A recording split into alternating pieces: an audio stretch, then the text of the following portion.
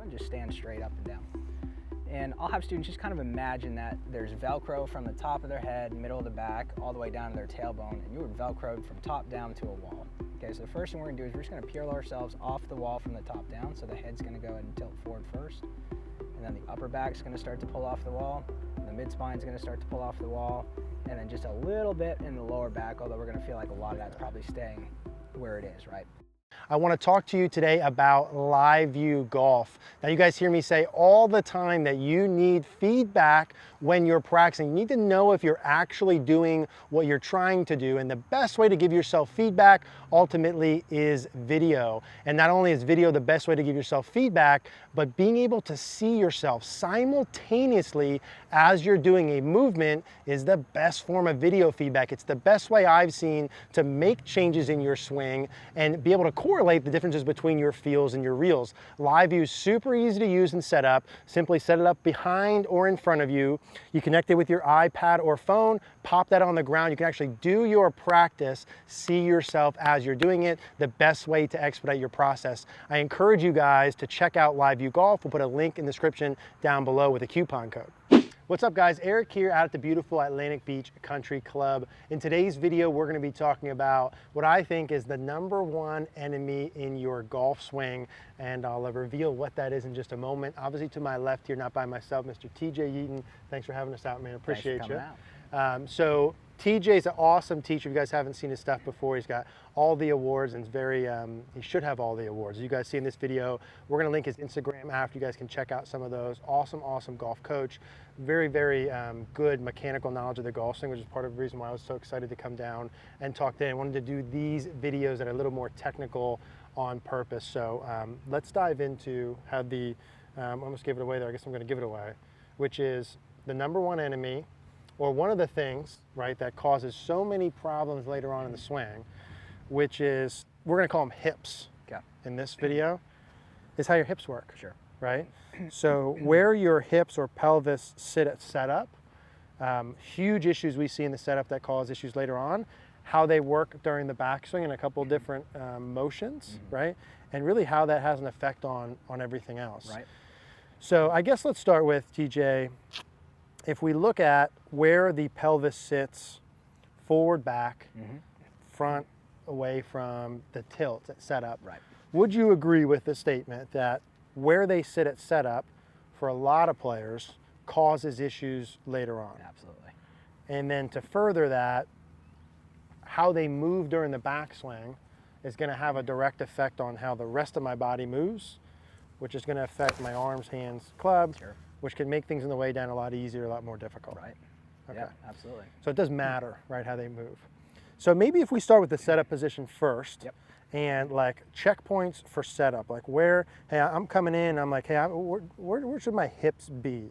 Yeah. How far forward, how far back, all that stuff. Definitely. So kind of where the center of our hips are is going to be a big determination as to where my weight is, right? So one thing that I'll see for a lot of students, okay, is they'll try to get here under the kind of pretense of creating an athletic posture, and they'll start to, #1, thrust the hips back quite a bit and kind of create this very downward tilt to the pelvis, okay, to the hips, right? And when that happens, you can kind of see how it threw your torso more over the ground, right? So I'm essentially getting smaller. You might feel the weight in your feet start to push in different directions, right? So this would be the #1 most common thing I'll see at the club, is just this crazy amount of tilt trying to thrust these hips too far back, okay? So when I'm working with players and walking them through a setup, one thing that I'll have them do, #1, is go ahead and just stand straight up and down. And I'll have students just kind of imagine that there's Velcro from the top of their head, middle of the back, all the way down to their tailbone, and you would Velcroed from top down to a wall. Okay, so the first thing we're gonna do is we're just gonna peel ourselves off the wall from the top down, so the head's gonna go ahead and tilt forward first, and then the upper back's gonna start to pull off the wall, and the mid-spine's gonna start to pull off the wall, and then just a little bit in the lower back, although we're gonna feel like a lot of that's probably staying where it is, right? And for a lot of players, this is what I would deem a more neutral pelvis or hip orientation, which is probably going to feel a little bit more level in the belt than what most players do. Okay, and then they'd have a lot less tilt forward in their torso when they do that. Okay, so they might oftentimes describe this as being closer to it, right? They might feel like they're less bent over, right? Just some common things that I'll hear. So, love the Velcro thing. Never heard that before. So the head from the top down as I round over. Yep. So this posture that we see is like the number one issue, which is the butt back, and then too much anterior tilt, right? Yeah. Excessive tilt. Yeah, a lot of hip flexion, right? A lot of hip flexion. So I feel that in my lower back, right? This is like the deadlift thing, Right. right? This is like how I would set up if I was gonna potentially pick an object off the floor, which is not what we're doing. Right. Right, so if I'm not gonna be back there, let's say I do that, I love that as I'm falling forward. As a checkpoint of it, like, can we say center of the hips, like over Ankles. is like Yep. a good checkpoint from Yep, back absolutely. Knees kind of over balls of the feet. there? Knees over balls of feet, center hips over. So like here would be, let's say that line, this would be my hips pushed back too far. This would be fairly neutral. Yep. Now, in terms of like the belt level, right, as because there's a couple of things, but let's just say that this piece, Yep. anterior posterior pelvic tilt, at setup position, we're looking like there's a little bit of tilt to it, but just not Not crazy amounts. not down to the ball. You wouldn't want to do it so much to the point where you begin to see a curvature or a sway in that lower back, right? That would be an indication I've gone too much into that tilt.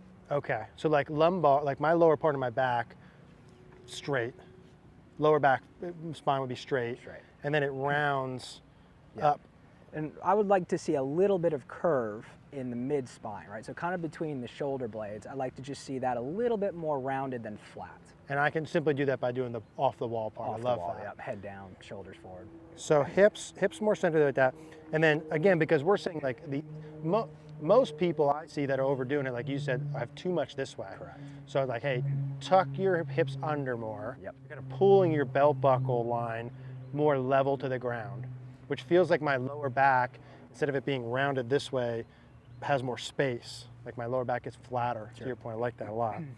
So how about the face-on version? Like hip, let's say like if I was looking at center of hips, for example, or being too far forward, too far back, anything with that? So I would prefer, and we'd see any variation of this, but just as a preference, kind of where I'll start a lot of golfers, is just have the belt buckle favoring more left than center. Just a little bit more left than center, right? Just maybe create a little bit more pressure towards the lead side than say 50-50. Yeah. So if I was looking at like, here's my center of my feet line, and I just kind of drew the line down my belt buckle type of thing, like on it or slightly forward, but avoid for most people back. Is not good. Back is bad. Back Okay. is bad. So hips just forward of center, not too far back. And then we have the tilt piece, which is slightly tilted down, but not excessive, right? And then obviously for the player that tilts too far back, they're gonna feel more level. Center of the hip line, more over the ankle instead of sitting back. Yep. And the whole point of all that right away in the setup position is what? So what we're trying to control is we're trying to control our relationship to the ground. Okay, so by setting up in this way and looking at kind of the movements of the body on the way down and through the ball and into impact, kind of how I set my pelvis, how I set my torso, how I set my knees is going to have a big influence on how I move. And we're just trying to be able to move in a way that would keep our relative tilt to the ground somewhat constant. Yeah, perfect. So let's say if I'm the person who's too far this way, you do a really nice job of like wrapping up an answer into like, oh, that makes really easy common sense. Sure. That was beautiful. So let's say I'm too far this way. And again, we go back to this like equal and opposite sort of action reaction. Definitely. Hips back, belt buckle down. Not all players, but I see some players set up like that and they just get away with it is what I would call it, to the point where like they still look good coming through. Right. But almost all players I see with too much tilt but too far back are going to have the exact opposite during the downswing at impact, which we would commonly call the early extension. So instead of my hips being back, they're forward. Instead of my belt buckle being down, it's up. And so one of the guys, like George Gankis was one of the first guys that I personally saw like talking about a lot of this stuff. And this was maybe like 5-6 years ago, Instagram. And I was like, oh, wow, gosh, I see that all the time. And I didn't know how to like put it together, but it just makes so much sense. So the setup piece, I think that's good checkpoints for that. The reason we don't want that is because you're going to go the opposite way. Right. It stands to reason if you were more neutral here, it's going to make it easier for us to be more neutral and potentially even create space during the downswing. Definitely. You go the other way on the way down, right? So if I were maybe potentially to be too close or too much the other way, right, now I could maybe, thrust that pelvis or those hips back on the downswing. Not going to go more in. Right. Get more bent over on the way down. Yeah, right? yeah, exactly. So a lot of people with early extension, like greater majority, need to look there first. Right. Right. That's what I'm asking. And then let's say we go during the backswing. And this is something I personally have issues with, right? There's a couple motions, which you probably saw as I was hitting balls. There's a couple motions of how the hips, right, or pelvis work that I think are important. We had talked about the turn earlier and how the turning pieces and the leg flex. Let's talk some about that. Maybe like what's a good amount of hip turn, what plays a role with that.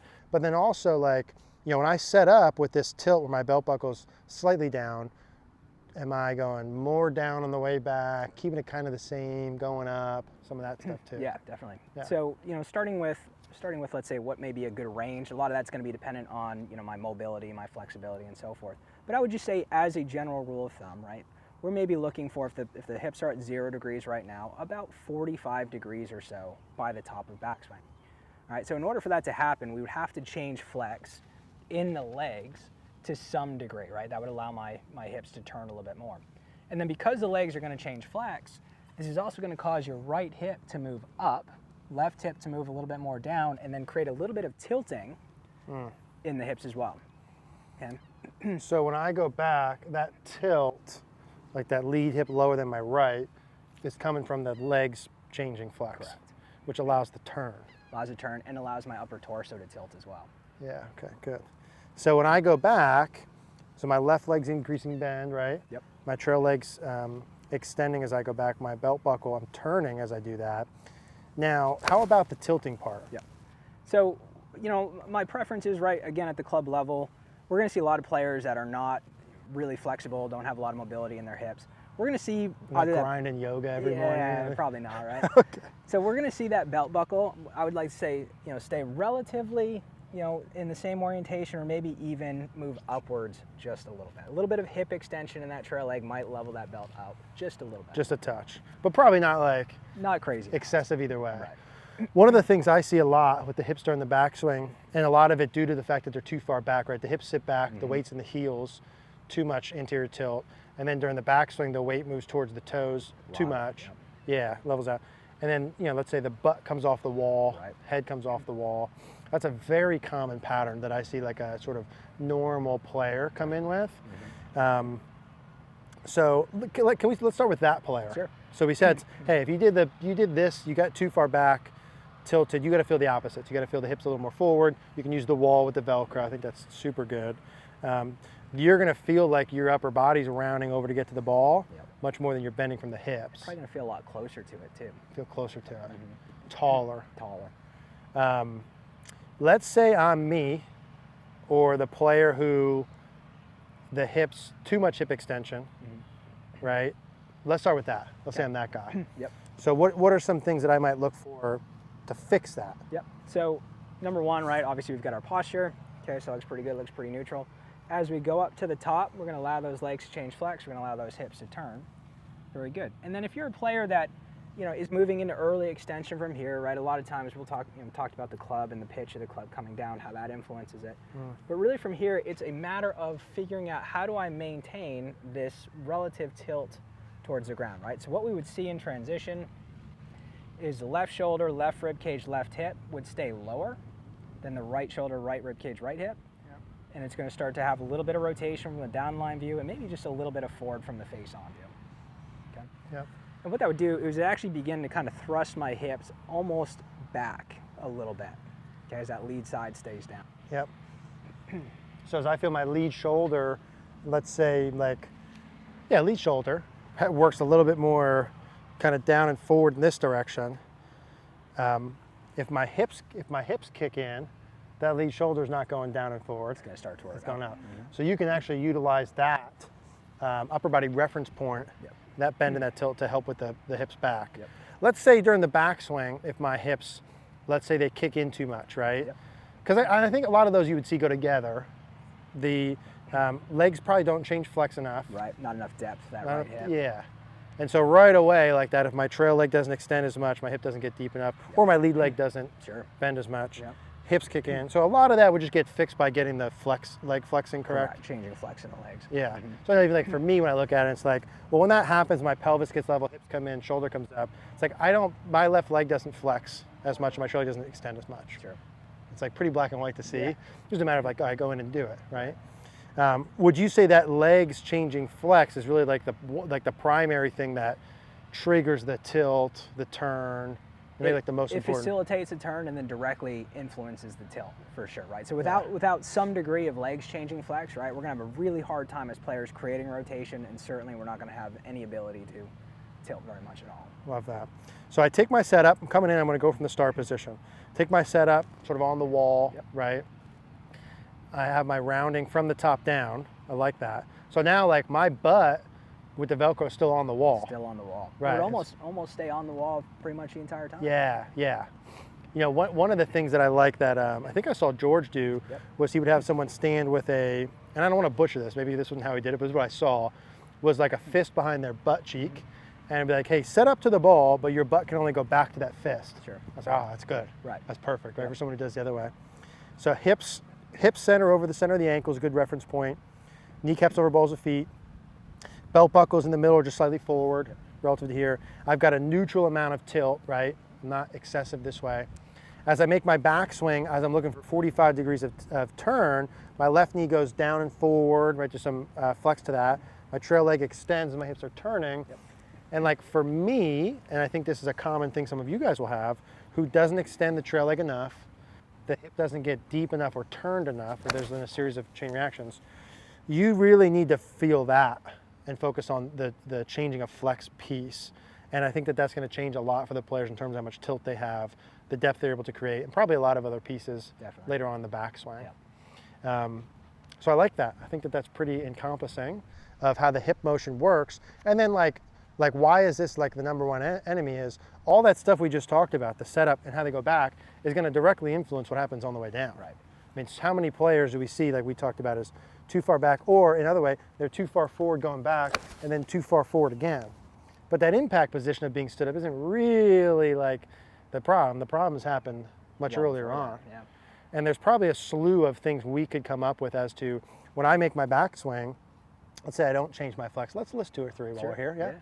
Let's say I don't change my flex in my legs. Pelvis doesn't turn enough, hip doesn't get deep enough. And as we talked about before, I'm probably going to recruit some other areas to get swing length. Definitely. Right, great power. So I might with that then see like arms over flexing. Right. See a lot of lead arm adduction, right? Moves way across. A lot of trail arm abduction, right? Everything's kind of moving off to the side. Right, with the arms.